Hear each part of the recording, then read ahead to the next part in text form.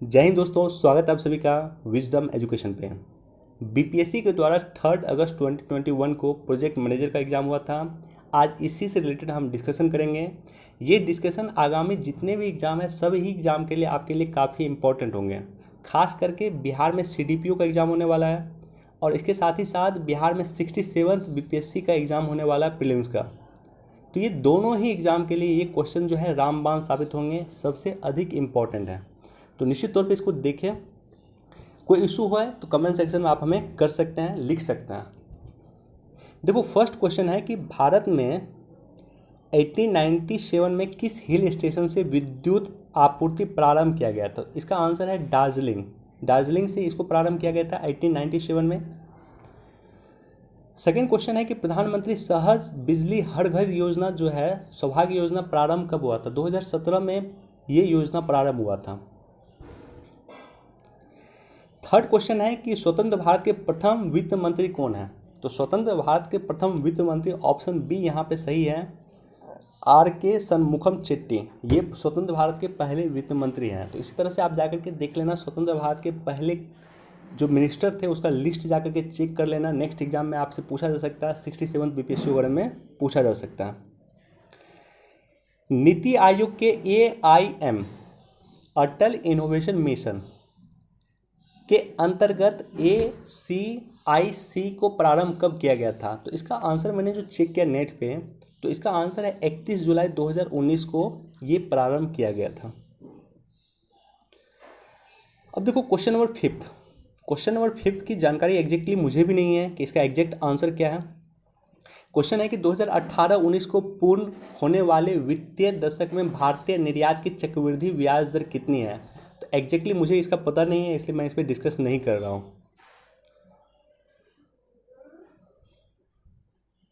अब देखो क्वेश्चन ये है कि निम्नलिखित में कौन सा मंत्रालय बुनियादी ढांचा के क्षेत्र के प्रमुख 11 क्षेत्रों की निगरानी करता है? तो बुनियादी ढांचा का जो 11 इंपॉर्टेंट सेक्टर को चूज किया गया था, जिसमें हमने लगातार आपके साथ डिस्कस किया है कि लॉजिस्टिक्स भी एक सेक्टर है उस 11 सेक्टर में। तो इसको जो निगरानी करता है, ये करता है उद्योग और वाणिज्य मंत्रालय के द्वारा इसको निगरानी किया जाता है, इसको रेगुलेट किया जाता है। और 11 जो क्षेत्र हैं उस क्षेत्र की भी नाम आपको जानकारी होना चाहिए, जिसमें एक फार्मास्यूटिकल इंडस्ट्रीज भी है, एक लॉजिस्टिक सेक्टर भी है, अन्य सेक्टर भी हैं। राष्ट्रीय सौर मिशन किस प्रधानमंत्री के नाम से प्रारंभ किया गया था? जवाहर सौर योजना, यानी जवाहरलाल नेहरू के नाम से इसको प्रारंभ किया गया था। ऑप्शन ए बिल्कुल सही है। अब देखो, वार्षिक वित्तीय विवरण और वित्त विधेयक संविधान के किस अनुच्छेद में है? तो वार्षिक वित्तीय विधेयक विवरण, जिसे बजट कहा जाता है, बजट को हिंदी में कहा जाता है वार्षिक वित्तीय विवरण, आर्टिकल 112 में है। और वित्तीय विधेयक आर्टिकल 110 में है। तो इसका आंसर होना चाहिए ऑप्शन डी, 112 और 110। ओएनजीसी को स्थापित कब किया गया था? 1956 में ओएनजीसी को स्थापित किया गया था। देखो अगेन आईबीसी, लगातार हम डिस्कस करते हैं आपके साथ आईबीसी के बारे में। इंसॉल्वेंसी एंड बैंक्रप्सी कोड, इसको जो प्रभावी हुआ था, ये रेगुलेट किया गया था 2016 में, जिसे वर्तमान में चर्चा है कि इसको फिर इसमें संशोधन किया जाए।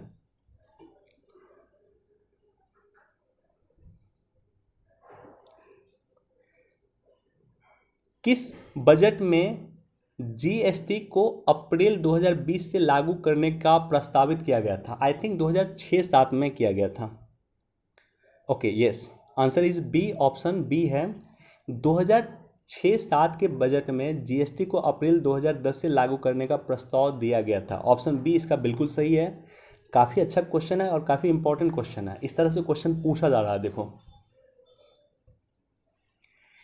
1954 में किस देश में सर्वप्रथम जीएसटी को लागू किया गया था? फ्रांस में सबसे पहले 1954 में जीएसटी को लागू किया गया था। ऑप्शन सी यहाँ पे बिल्कुल सही है। श्रेयस योजना फरवरी 2019 में लागू किया गया था। ये एचआरडी मिनिस्ट्री यानी मानव संसाधन विकास मंत्रालय इसको रेगुलेट करता है। वर्तमान में इसका नाम हो गया शिक्षा मंत्रालय। अगेन कई बार हमने डिस्कस किया है, competition commission of India CCI यानी भारतीय प्रतिस्पर्धा आयोग अधिनियम 2002 आया था। विश्व का सबसे बड़ा बहुउद्देशीय बहुस्तरीय सिंचाई परियोजना कालेश्वरम जो है वो कहाँ पे स्थित है, इसको लेकर के भी हमने कई बार डिस्कस किया है। इसी परियोजना के लिए तेलंगाना सरकार को अवार्ड भी मिल चुका है और ये रेगुलेट करता है तेलंगाना गवर्नमेंट के द्वारा।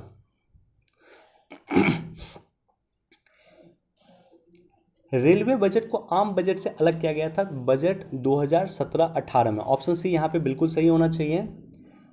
2017-18 में इसको अलग किया गया था। इनमें से कौन से भारत के प्रथम महिला वित्त मंत्री बनी? तो निर्मला सीतारमण जी जो हैं भारत के प्रथम महिला वित्त मंत्री हैं।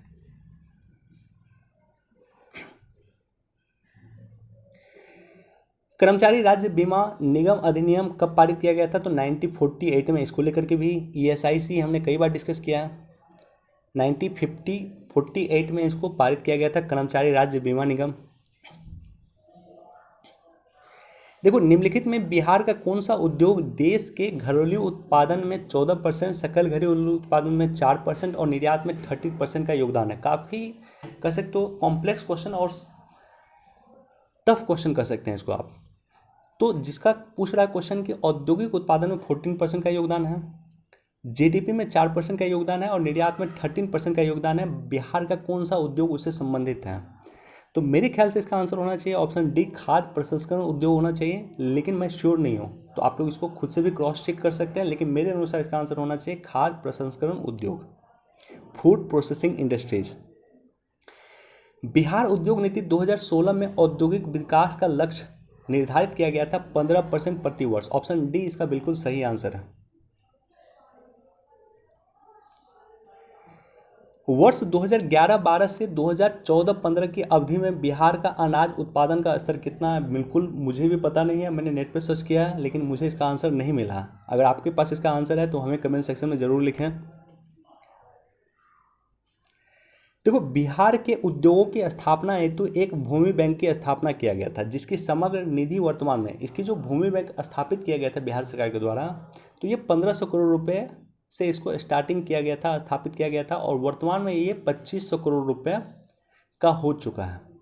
तो वर्तमान में जो समग्र निधि है वो 2500 करोड़ की है। अगर पूछता कि कितने में इसकी निर्माण किया गया था, कितनी निधि के साथ इसका निर्माण किया गया था, तो 1500 आंसर होता, लेकिन अभी के लिए इसका आंसर होना चाहिए 2500 करोड़, ऑप्शन सी होना चाहिए। 2015 में बिहार की कुल स्थापित विद्युत ऊर्जा क्षमता 3704.63 मेगावाट थी, जिसमें अक्षय ऊर्जा कितनी थी? इसका भी आंसर मुझे नहीं पता है, क्योंकि 2015 का डाटा बिल्कुल नहीं पता है, या बहुत कम जगह ये सब डाटा एग्जैक्टली देखने को मिलेगा। एनीवेज, अगर आप इसके बारे में सर्च कर रहे हैं तो निश्चित तौर पे हमें कमेंट सेक्शन में ज़रूर लिखें। देखो, प्रधानमंत्री ने नीति आयोग के पदेन तथा विशिष्ट सदस्यों को आमंत्रित करने के लिए, सम्मिलित करने के लिए अपनी स्वीकृति कब प्रदान किया गया था? ये काफ़ी इंपॉर्टेंट क्वेश्चन है। 7 जून 2019 को प्रधानमंत्री ने अपनी स्वीकृति प्रदान किया। इनमें से किसने भारत के वित्त मंत्री के रूप में दीर्घतम अवधि, मतलब सबसे अधिक समय तक भारत के वित्त मंत्री रहे हैं? तो पी चिदम्बरम सबसे अधिक समय तक भारत के वित्त मंत्री रहे हैं। भारत सरकार द्वारा बजट 2020-21 में निर्धारित किसी शाख का कुल लक्ष्य क्या है? ये बीपीएससी 66वीं बीपीएससी में भी ये क्वेश्चन पूछा था। इसका आंसर है ऑप्शन डी, 15 लाख करोड़ रुपया इसका जो है लक्ष्य रखा गया कृषि शाख का। केंद्रीय बजट 2020-21 में सरकारी ई मार्केट प्लेस यानी जेम पोर्टल जो है के व्यापार लक्ष्य प्रस्तावित किया गया है, तो ये किया गया था 3 लाख करोड़ रुपया। ऑप्शन बी यहाँ पे बिल्कुल सही है। इसको लेकर के भी कई बार हमने डिस्कस किया है। राष्ट्रीय अवसंरचना पाइपलाइन वर्तमान में ये 111 लाख करोड़ का है, लेकिन जब ये बना था 2019 में तब ये था 103 लाख करोड़ रुपए का प्रोजेक्ट था।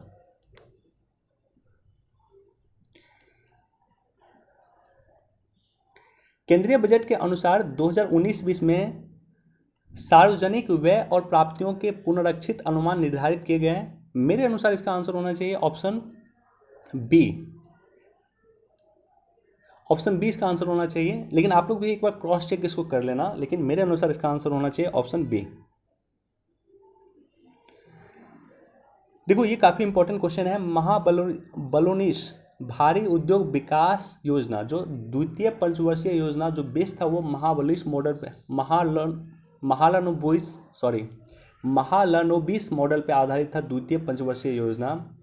तो ये योजना जो है मजदूरी वस्तु विकास योजना के विरोध में स्टार्ट किया गया था, और ये मजदूरी वस्तु विकास योजना जो थी प्रोफेसर ब्रह्मानंद इसको बनाए थे। तो ऑप्शन सी यहाँ पे बिल्कुल सही है। सर्वोदय योजना किसके द्वारा स्टार्ट किया गया था? तो जयप्रकाश नारायण। ऑप्शन डी यहाँ पे जेपी के द्वारा ये इनिशिएट किया गया था। ये काफ़ी इंपॉर्टेंट है, बिहार पर्सपेक्टिव से ये काफ़ी इंपॉर्टेंट है। इनमें से किसने कहा था कि सकल राष्ट्रीय आय को जनसंख्या से विभाजित करने पे प्राप्त औसत प्रति व्यक्ति आय का प्रति व्यक्ति विकास मानना एक भ्रम है? तो आई थिंक इसका आंसर होना चाहिए ऑप्शन बी। हालांकि आप लोग क्रॉस चेक इसको कर सकते हैं, मुझे एग्जैक्ट इसका जानकारी नहीं है, आप लोग इसका क्रॉस चेक कर सकते हैं, लेकिन मेरे अनुसार इसका आंसर होना चाहिए बी।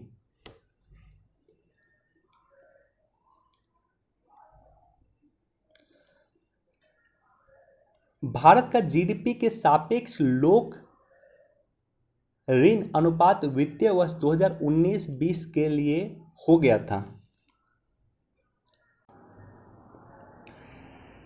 देखो क्वेश्चन पूछ रहा है 2019-20 के लिए, तो 2019-20 के लिए ऑप्शन होगा ऑप्शन ए 72.1% सही है। लेकिन यही क्वेश्चन आपसे चेंज करके पूछ दे 67 बीपीएससी वगैरह में कि 2020-21 के लिए क्या था, तो इसका आंसर हो जाएगा देन 79.3%। तो इसका एग्जैक्ट आंसर ऑप्शन ए बिल्कुल सही है, लेकिन 20-21 अगर होगा तो उसका आंसर हो जाएगा 79.3%। भीड़ प्रभाव घटना जब होती है तब बाजार अर्थव्यवस्था के किस क्षेत्र में बढ़ते सरकारी प्रभाव के कारण शेष बाजार को डैश भी प्रभावित करते हैं? तो इसका आंसर होना चाहिए मांग और आपूर्ति दोनों। ऑप्शन सी इसका बिल्कुल सही होना चाहिए। नवंबर 2016 में विमुद्रीकृत मुद्रा का मूल्य जो है 15,41,793 करोड़ था। इतना मुद्रा जो है जो मार्केट में था इसको विमुद्रीकृत किया गया था, डिमोनेटाइज किया गया था। तो क्वेश्चन पूछ रहा है कि वापस कितना मुद्रा रिटर्न हो गया था। तो इसका एग्जैक्ट, और काफ़ी इंपॉर्टेंट क्वेश्चन है, इसका एग्जैक्ट आंसर हो गया 15,31,073 करोड़ रुपए जो रिटर्न हो गया था। मतलब टोटल जो मुद्रा डिमोनेटाइज किया गया था वो इतना किया गया था, और उसमें से इतना मुद्रा जो है वो लौट आया था, बैंकों में वापस रिटर्न हो गया था। तो ऑप्शन यहाँ पे बी बिल्कुल इसका सही आंसर है। यदि सकल घरेलू उत्पाद का अपअवस्थिति निहित मूल्य हेतु 2015-16 को आधार वर्ष मान लिया जाए तो निम्न में किस वर्ष का अपअवस्थिति 100 होगा? इसका भी आंसर मुझे बिल्कुल नहीं पता है, तो इसका आप लोग खुद से एक बार क्रॉस चेक कर सकते हैं, देख सकते हैं या पता कर सकते हैं। पता चल जाए तो मुझे भी कमेंट सेक्शन में ज़रूर लिखें। अब देखो ये जो क्वेश्चन है 2019-20 में सकल घरेलू उत्पाद के सापेक्ष प्रत्यक्ष और अप्रत्यक्ष करों का क्रमानुसार अनुपात क्या था? तो ऑप्शन ए यहाँ पे बिल्कुल सही है, यानी प्रत्यक्ष टू जीडीपी रेशियो। क्वेश्चन पूछ रहा है टैक्स टू जीडीपी रेशियो, जो अप्रत्यक्ष कर का और प्रत्यक्ष कर का क्या है? तो प्रत्यक्ष कर का टैक्स टू जीडीपी रेशियो ये है, और अप्रत्यक्ष कर का ये है 4.69%। कुछ देशों में जीएसटी को क्या कहा जाता है? तो वेट भी कहा जाता है, वैल्यू एडेड टैक्स कहा जाता है। ऑप्शन डी यहाँ पे बिल्कुल सही है। निम्नलिखित में भारत में लोहे का सबसे बड़ा उत्पादक कौन है? तो लोहा का, देखो इस तरह का क्वेश्चन पूछता है कि लोहा का सबसे बड़ा उत्पादक, सबसे बड़ा भंडारक, ये सब क्वेश्चन पूछता है, तो इसका आंसर होना चाहिए सी, उड़ीसा। क्वेश्चन नंबर 40, कई बार हमने डिस्कस किया है कि भारत की जीडीपी कितना गई थी 2020 में, तो लगभग -7.3% जीडीपी नीचे गया था। तो इसका आंसर होना चाहिए ऑप्शन ए। गांधीवादी योजना को प्रस्तुत किसने किया था? ये भी काफ़ी इंपॉर्टेंट क्वेश्चन है। एस.एन. अग्रवाल के द्वारा इसको प्रस्तुत किया गया था। ऑप्शन डी यहाँ पे बिल्कुल सही है। भारत का प्रथम कौशल विकास केंद्र 2014 में किस राज्य में उद्घाटित किया गया था? तो इसको जो उद्घाटन हुआ था वो हुआ था राजस्थान में। ऑप्शन सी यहाँ पे बिल्कुल सही है। अब क्वेश्चन नंबर 43 देखो, भारत की कौन सी तेल रिफाइनरी रोमानिया की सहायता से स्थापित किया गया था? तो बरौनी तेल रिफाइनरी रोमानिया और रूस दोनों की सहायता से स्थापित किया गया था, जो बिहार में है, तो इसलिए इसका आंसर हो जाएगा ऑप्शन ई। निम्नलिखित में कौन सा शहर तेल शहर, असम का तेल शहर के नाम से जाना जाता है, तो इसको डिगबोई डिगबोई को जाना जाता है। असम का तेल शहर डिगबोई, ऑप्शन सी यहाँ पे बिल्कुल सही है। भारत की कुल तेल रिफाइनरी में किस राज्य में कोई स्थित नहीं है? क्वेश्चन पूछ रहा है किस राज्य में कोई भी तेल रिफाइनरी स्थित नहीं है, तो हरियाणा में तेल रिफाइनरी है, तमिलनाडु में है, आंध्र प्रदेश में है, पश्चिम बंगाल में है, इसलिए इसका आंसर हो जाएगा ऑप्शन ए। मुद्रा क्या है? तो इसका कई सारा आंसर हो सकता है, इसलिए इसका आंसर, इस तरह का क्वेश्चन जब भी डाउटफुल क्वेश्चन हो तो उसका ई आंसर आप दे सकते हैं।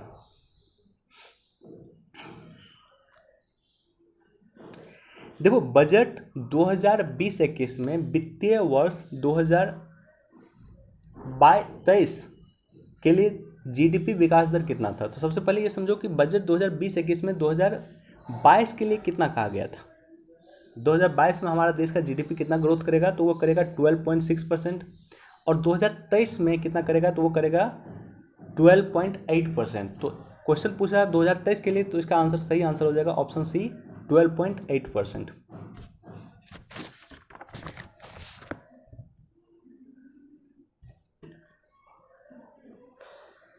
केंद्रीय बजट 2020-21 में विनिवेश का कुल लक्ष्य कितना है? तो ऑप्शन डी बिल्कुल सही है, 2.10 लाख करोड़ रुपए विनिवेश का लक्ष्य रखा गया।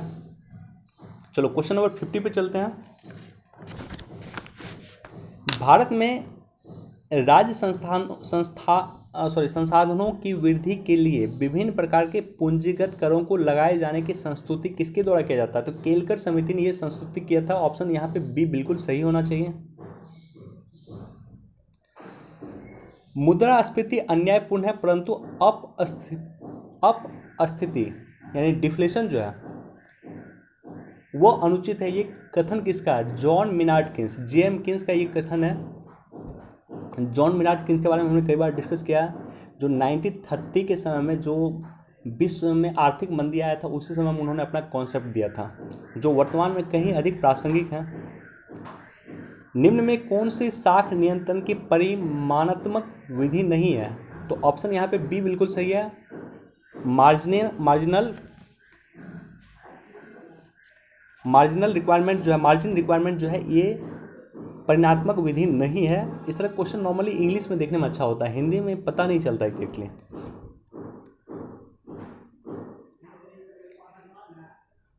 देखो, जुलाई 2019 से लेकर के जून 2020 तक रिजर्व बैंक ने कितनी बार नीतिगत यानी आरबीआई रेपो दर को कितनी बार चेंज किया? नीतिगत दर मतलब क्या हो गया? रेपो रेट को कितनी बार चेंज किया है? तो ऑप्शन 4 बार मेरे अनुसार शायद चेंज किया है, तो इसका आंसर होना चाहिए ऑप्शन डी। टफ क्वेश्चन इस सबको कह सकते हैं, कितनी बार चेंज किया है नॉर्मली लोगों को याद नहीं होता। काफी इंटरेस्टिंग क्वेश्चन है। आयकर अधिनियम 1961 के किस प्रावधान के अंतर्गत किस सीमा तक कृषि आय को आयकर मुक्त किया गया? कृषि पे कोई आयकर नहीं लगता, चाहे कितना भी आप पैसा कृषि से कमाएं। तो ये किया गया है आयकर अधिनियम 1961 के अनुभाग 10A के द्वारा। ऑप्शन डी यहाँ बिल्कुल सही है। प्रमुख वित्तीय समावेशन पहल को कब प्रारंभ किया गया था? एग्जैक्ट क्वेश्चन इसमें मुझे भी समझ में नहीं आ रहा है। देखो, प्रमुख वित्तीय समावेशन पहल को अगर आप देखोगे तो वो जनधन योजना था, जो 2014 में इम्प्लीमेंट किया गया था। तो इसका आंसर ई होना चाहिए, लेकिन क्वेश्चन एग्जैक्टली पूछ क्या रहा है ये मुझे भी पता नहीं चल रहा है। लेकिन ऐसी कंडीशन में जब पता नहीं चले तो आंसर ई दे सकते हैं आप। क्वेश्चन नंबर 56, यदि सकल वित्तीय घाटे में ब्याज भुगतान कम कर दिया जाए तो शेष क्या रहेगा? शुद्ध वित्तीय घाटा रहेगा। ऑप्शन सी यहाँ पे बिल्कुल सही होना चाहिए। रक्षा अनुसंधान डीआरडीओ के प्रमुख कौन है? तो डीआरडीओ के प्रमुख है GD Satish Reddy. Option B यहाँ पे बिल्कुल सही है। देखो, ये काफ़ी इंटरेस्टिंग क्वेश्चन है, लेकिन इस तरह का क्वेश्चन इंग्लिश में देखो तो अच्छा रहेगा। भारत सरकार के कार्यक्रम और पहल के क्रियान्वयन की प्रगति को देखने के लिए नीति आयोग से संबद्ध स्वायत्त शासित संगठन को जाना जाता है। तो नीति आयोग ने एक संस्था का निर्माण किया है जो विभिन्न कार्यक्रम और पहल जो है उसकी प्रगति को देखने का काम करेगा, और ये संस्था है DEMO। ऑप्शन ए बिल्कुल सही है। नीति आयोग द्वारा 2015 में योजना आयोग के स्थान पे हुई थी, जिसे बंद किया गया था। यानी योजना आयोग को कब बंद किया गया था? 2014 में योजना आयोग को फाइनली बंद किया गया था, और 1 जनवरी 2015 को नीति आयोग का स्थापना किया गया था। देखो, पृथक वार्षिक योजना कब है? 1990 91 और 91 92 ऑप्शन सी यहाँ पे बिल्कुल सही है। पृथक वार्षिक योजना 90 91 और 91 92। दीनदयाल उपाध्याय ग्रामीण कौशल्य योजना, ये किस मिनिस्ट्री, दीनदयाल उपाध्याय का योजना जो नॉर्मली संबंधित होता है वो ग्रामीण विकास मंत्रालय से संबंधित होता है। तो ऑप्शन ए यहाँ पे बिल्कुल सही होना चाहिए।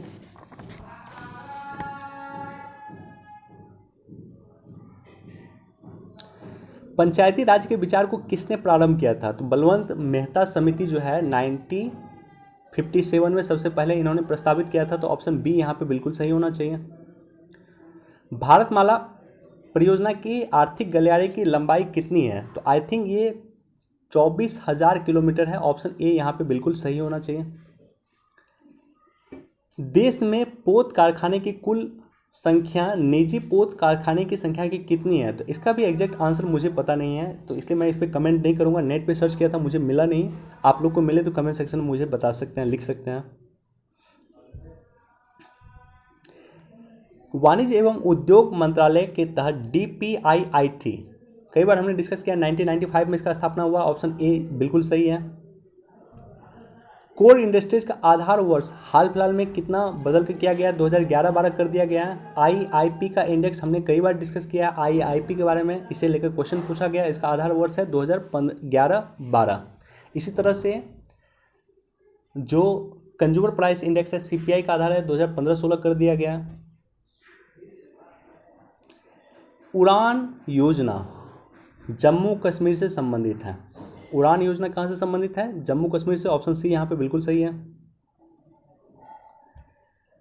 बुनकर मुद्रा योजना की रियायती दरों पे मार्जिन मनी की राशि अधिकतम कितनी है? तो इसका आंसर ए होना चाहिए। ऑप्शन ए 10,000 करोड़ रुपए इसका अधिकतम राशि है।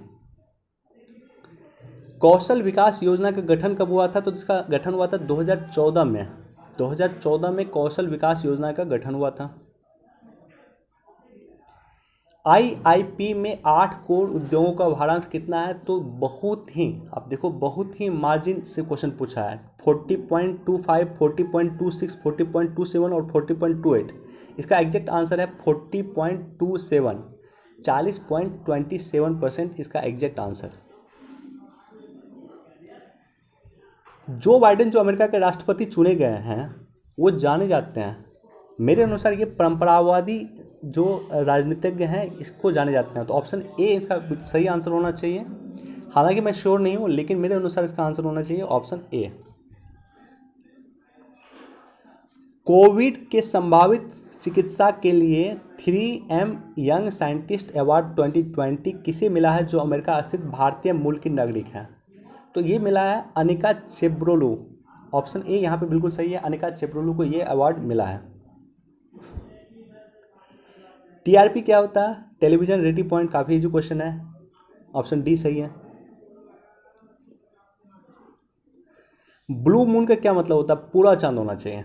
ऑप्शन बी यहाँ पे बिल्कुल सही होना चाहिए। ब्लू मून का मतलब पूरा चांद होना चाहिए। विश्व महिला बॉक्सिंग चैंपियन हैं सिमरनजीत कौर। ऑप्शन सी यहाँ पे बिल्कुल सही है। जो बाइडेन जो 2 बार अमेरिका के उपराष्ट्रपति चुनाव में असफल रहे, वो 1988 और 2008। ऑप्शन सी यहाँ पे बिल्कुल सही है। 2 बार ये अमेरिका के राष्ट्रपति चुनाव में असफल रहे हैं। लॉकडाउन शब्द और 2 शब्द है। एक तो लॉकडाउन है, लॉकडाउन को कोलिंस डिक्शनरी या कोलिंस इंग्लिश में शामिल किया गया है, और इसी तरह से एक शब्द है क्वारंटाइन जिसको कैम्ब्रिज में शामिल किया गया है। तो इसका आंसर ऑप्शन बी होना चाहिए। बेंजामिन नेतन्याहू प्रधानमंत्री हैं। क्वेश्चन इस तरह से अगर पूछे कि बेंजामिन नेतन्याहू प्रधानमंत्री हैं, तो आपको पता है कि इजराइल के प्रधानमंत्री थे, लेकिन वर्तमान में जिस डेट में आप एग्जाम दे रहे हैं उस डेट में एग्जैक्ट स्टेटस क्या है? तो उस डेट में क्या वो एग्जैक्टली प्रधानमंत्री हैं इजराइल के? तो बिल्कुल नहीं है। तो इसका आंसर होना चाहिए ऑप्शन ए। कोविड-19 का फुल फॉर्म क्या है? तो ऑप्शन बी यहाँ पे बिल्कुल सही है। कोरोना वायरस रोग 19।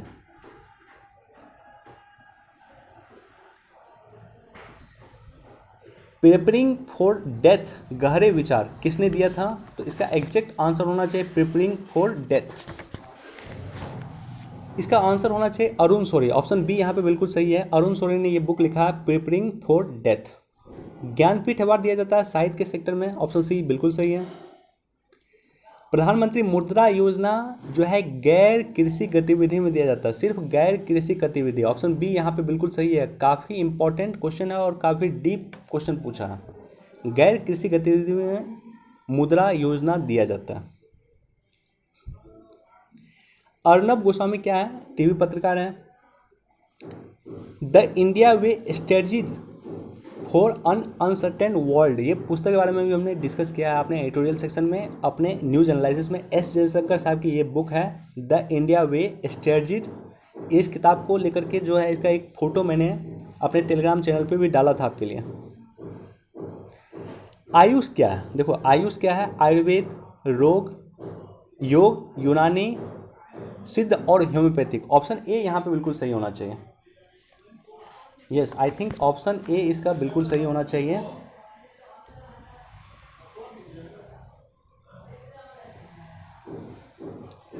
हाल में ही इसरो ने पृथ्वी अवलोकन के लिए शुभारंभ किया है PSLV C949। ये संबंधित किससे हैं? तो ऑप्शन ए यहाँ पे बिल्कुल सही है। कृषि, वन विज्ञान और आपदा प्रबंधन के सहयोग के लिए PSLV C49 की शुरुआत किया गया था।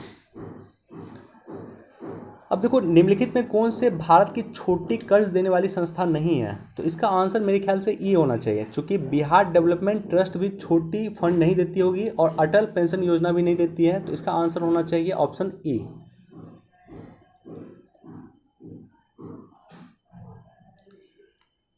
किस सिद्धांत पे भारत सरकार ने वंदे मातरम योजना 2004 में स्टार्ट किया था? तो ये public private partnership, option C यहाँ पे बिल्कुल सही है। पब्लिक प्राइवेट पार्टनरशिप के आधार पे इसको शुरू किया गया था। क्वेश्चन नंबर 89 का क्वेश्चन है वॉकिंग विथ कॉमरेड्स किसने लिखा है? तो अरुंधति रॉय ने ये किताब लिखा है। ऑप्शन ए यहाँ पे बिल्कुल सही है। 15वें वित्त आयोग के अध्यक्ष NK सिंह। ऑप्शन डी यहाँ पे बिल्कुल सही है। देखो ये क्वेश्चन हमने कई बार डिस्कस किया है कि ईडी जो है प्रवर्तन निदेशालय, इसको कहा जाता है ईडी, इन्फोर्समेंट डायरेक्टरेट। ये दो एक्ट ऐसा होता है जिसके उल्लंघन पे ईडी एक्शन लेता है। और कौन कौन सा है? एक तो PMLA है, prevention of money laundering act है, और एक फेमा है, फॉरेन एक्सचेंज मैनेजमेंट एक्ट है। तो ऑप्शन सी यहाँ पे बिल्कुल सही है।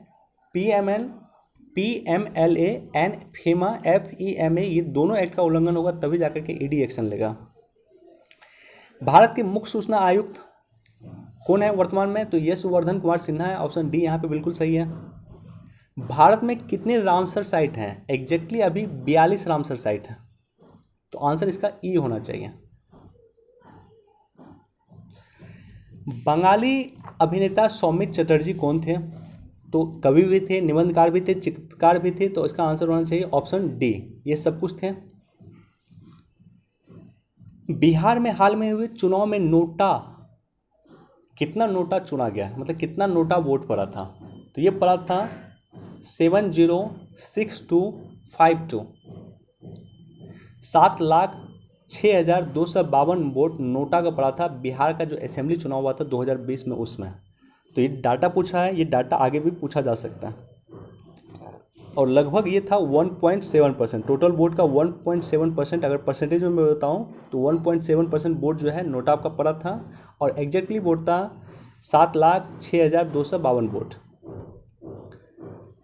देखो मित्र राष्ट्र और जर्मनी के बीच में पटना में युद्ध विराम कब हस्ताक्षर किया गया था? तो इसका आंसर ऑप्शन ए है, 11 नवंबर 1918 को ये पटना में किया गया था।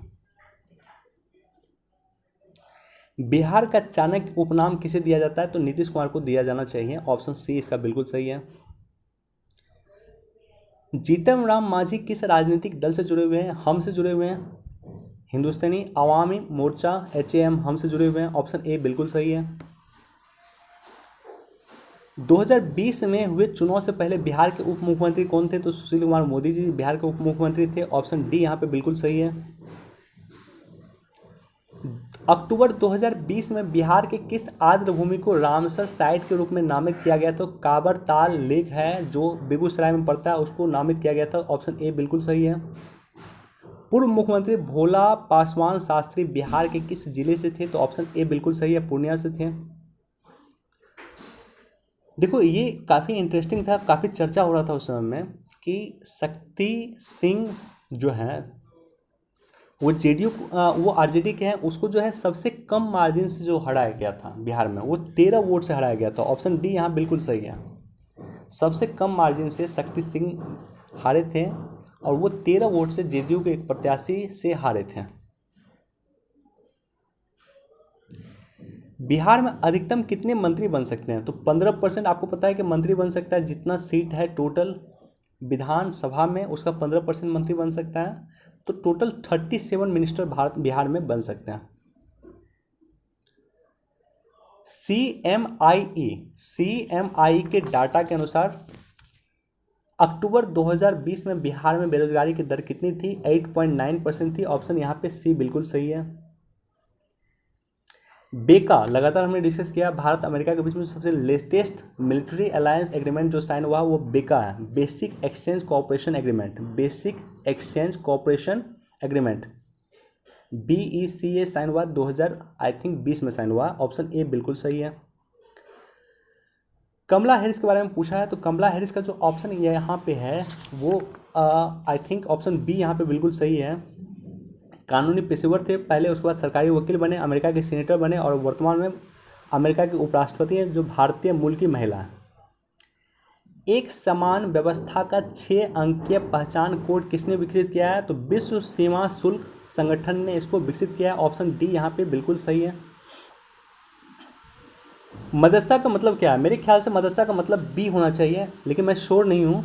सीखने और अध्ययन करने की जगह होना चाहिए। ऑप्शन बी इसका सही होना चाहिए आई थिंक, लेकिन मैं इस पर श्योर नहीं हूँ।